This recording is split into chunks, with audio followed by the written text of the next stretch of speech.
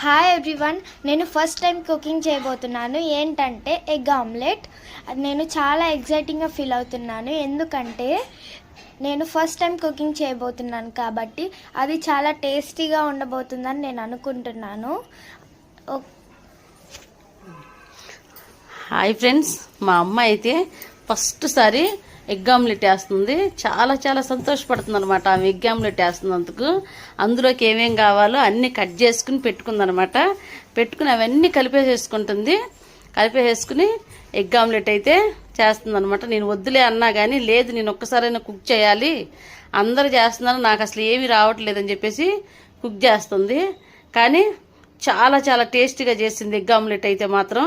అందులో ధనియాల పొడి, కారము, ఉప్పు వేసి కలిపి పచ్చిమిరపకాయలు, కొత్తిమీర, అలాగే ఉల్లిపాయలు వేసి కలిపిందనమాట. చాలా చాలా టేస్టీగా చేసింది. నాకైతే మాత్రం మా అమ్మాయి చేసిన ఎగ్ ఆమ్లెట్ అయితే చాలా చాలా నచ్చింది.